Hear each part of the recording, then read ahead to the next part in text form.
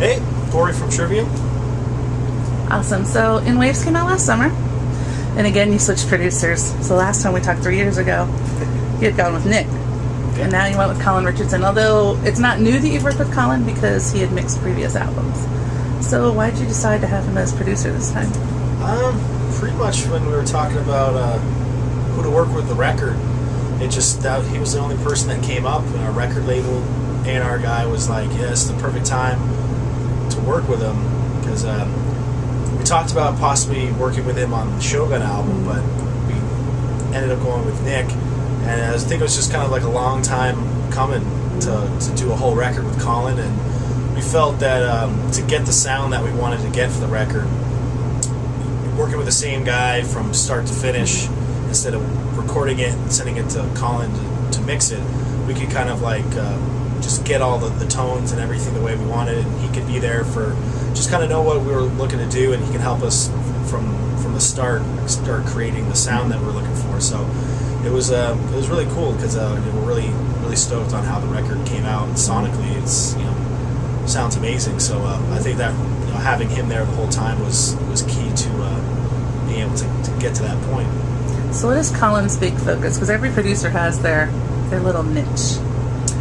Him and the guys that he brought over with him, Carl and Ginge, they're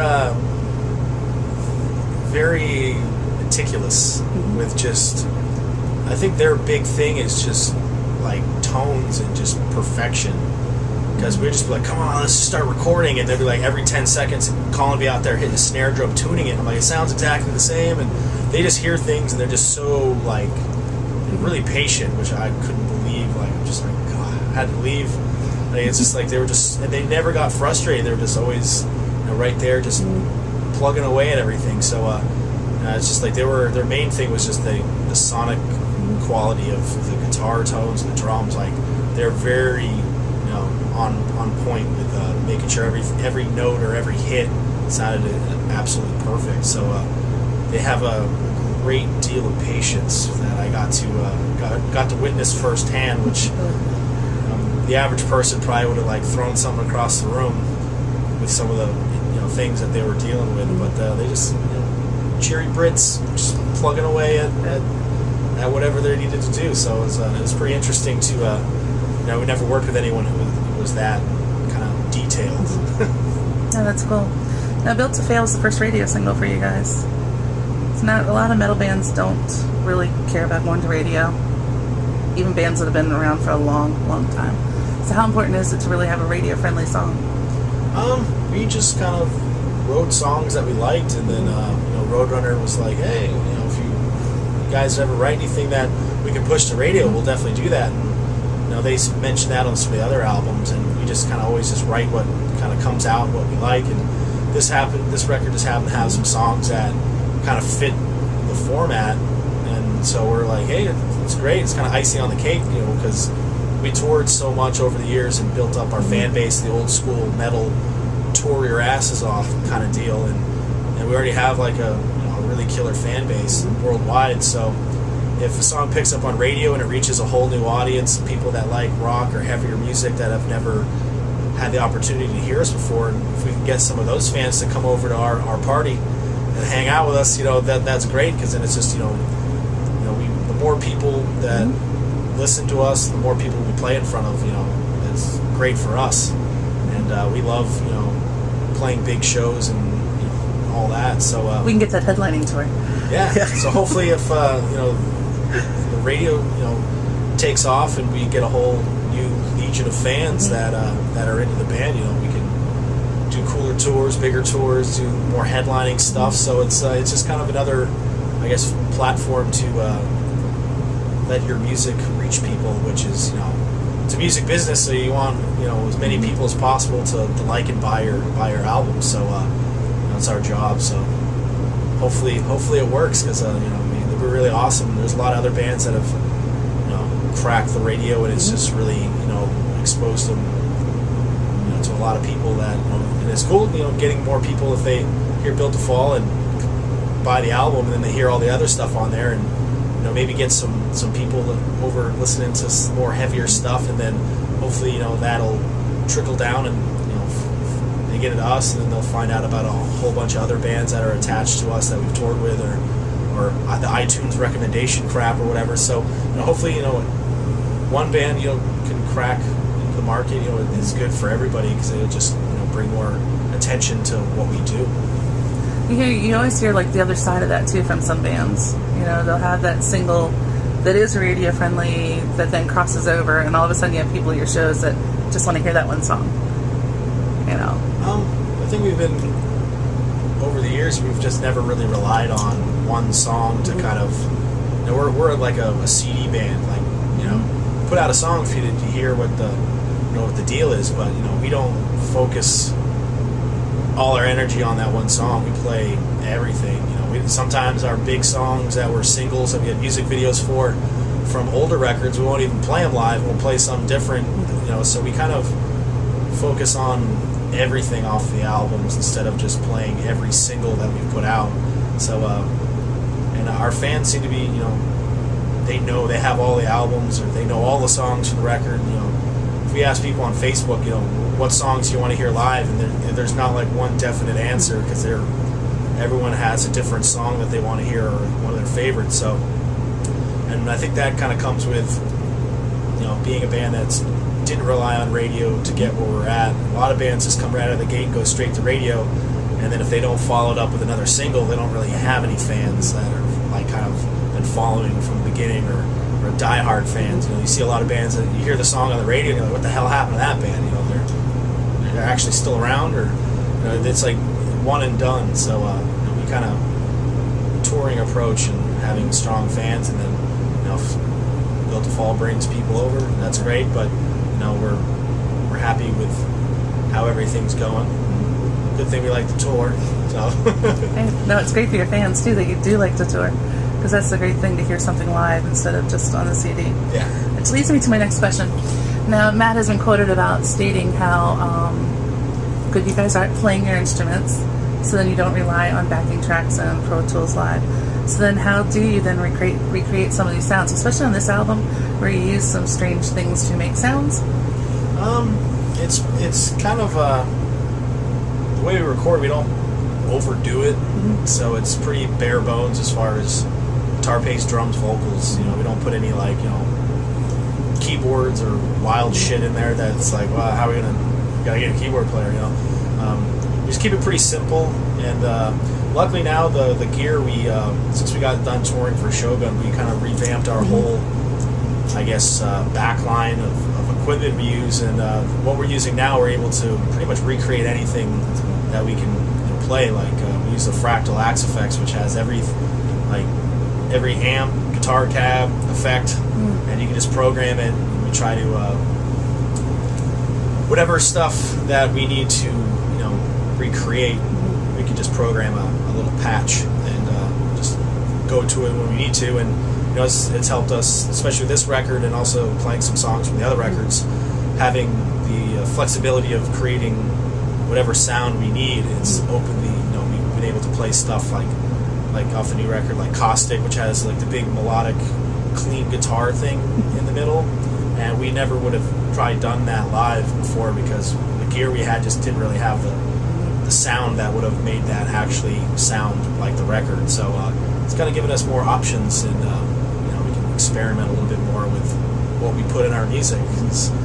Nothing's off limits, so it's pretty cool. So all the stuff, new album, sounds great live, and it just comes across, it translates from the album to live really well, and it doesn't sound like there's anything missing or whatnot. So how important is it to sound exactly like an album? I mean, when you go see a live band, you want to hear some differences, or you could listen to the CD. I think it's obviously live, it's louder, and there's a visual side to it as far as seeing us perform and play, and it's just got a different energy, because it's like, it's not recorded in like perfect, like like an album is. It's got like the human vibe to it. It's got energy. Sometimes we might play something a little bit faster or something like that, or just it's just live. It just kind of comes across more powerful, because it's just the volume and just the realness of the performance. It's got a really cool vibe to it. So we try to and the vocals sometimes come across a little bit more aggressive with the trade-offs and stuff. And Matt does all like the screaming stuff on the records, and I do stuff live as backup. So I have a different sounding voice, and so the vocals sound a little bit, like Trivium live because we're all doing our own parts and stuff like that. So, yeah, it's, as long as we play the songs, we don't fuck them up or play wrong notes or anything like that. There's always that kid that'll tell you that too. As long as we play everything, pretty spot on as far as not screwing anything up. It it sounds like the record, but it doesn't because it's obviously, as I said, it was live, and it's gonna sound different. And every night it probably sounds a little bit different because of the rooms and the acoustics. It might sound like mud one night and sound pristine the next. So it's always fun. Live music is something you can't download. So you gotta just come out to the show and experience it. Although I do search online for live, people do tape them. Well, you don't get the you can't download a vibe with Colin response of abandon. You're still missing that, that live part, which is great. I always have to be where I can see the person performing. As I pick apart a song, like I'll pay attention just to the guitar, just to the bass. So it's totally different seeing something live than listening to it on CD because you can't see them. Yeah. So 5 albums now, pretty impressive. A lot of bands don't get to that point ever. You've played with a lot of really great bands, a lot that you look up to. So what's there left to do now? Plenty. Write bigger, more epic, more badass records. And we've always, since we were kids, we just playing guitar. The first band I ever got into was Guns N' Roses, and I saw them. Like I had like the VHSs of them live in Tokyo, like the Tokyo Dome, where they're playing in front of like 40,000 people. And then all of us obviously have seen like the Metallica live shit, Binge Purge stuff live in Seattle, and playing to a packed arena. And that's kind of always, since we first started, we just want to be like, let's get signed and tour and be whatever. We wanted to be a huge band. We want to headline arenas and do like the big heavy metal fucking like what when we played with Metallica or Iron Maiden. You just walk into an arena and then there's like 20,000 maniacs going crazy, and it's like that's what I want to do. I don't want to just play Ram's Head for the rest of my life. I want to play the fucking goddamn arena.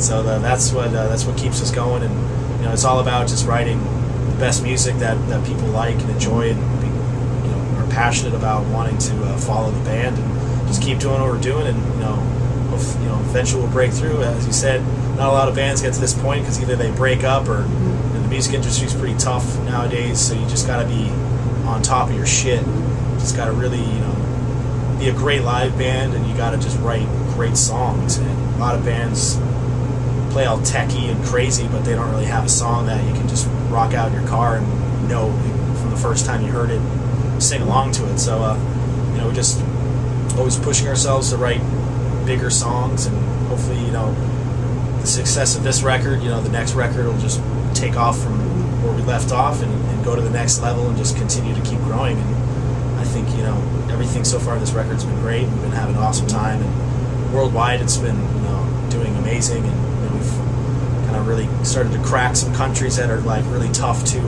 kind of break out in. So it's all good. Everything's looking good for us. Unless the world ends this year, then we're fucked. Yeah, forget about the world ending thing. Last question, and just a little fun one to find out a little bit about Corey. I want you to pick 3 songs by any artist that would make up the soundtrack of your life. Oh shit, these ones are tough. Easier to talk about your music, yep. Just kind of off the top of my head, I'm just trying to think of probably the first song that really, it was about 12 maybe. The first band that I heard was Guns N' Roses. Like the first thing for music, I've heard a bunch of music from my sister or my parents, but that Guns N' Roses, probably the song, it was like You Could Be Mine. That was like the first type of music that hit me that I was like, I fucking love this shit. And so like that was a huge turning point with getting me on the path to metal road. Probably after that, when I got a little bit older, it's probably the first time I heard Megadeth. It was Hangar 18. So I already started playing guitar, and when I heard that, I was like, holy shit, I gotta play like that. So that was kind of like the other moment in time that kind of showed me what I needed to do. So that, and then the third one's kind of tough. I think probably later, another big band that when I first heard, I went absolutely nuts and bought every album like in one day. Was Death, and I probably had to do Spirit Crusher, Sound of Perseverance. That was like another big influence that like Matt and myself had, especially that album. It's kind of like our infusing a little of that deathy type sound was kind of another big moment that I really got into. That was kind of like my leeway into the more, I guess, technical melodic death metal. I don't know. It's kind of hard to just sum up death because they're not just like death metal. So, but yeah, those have to be my three for now. So, think of something later. And, shit.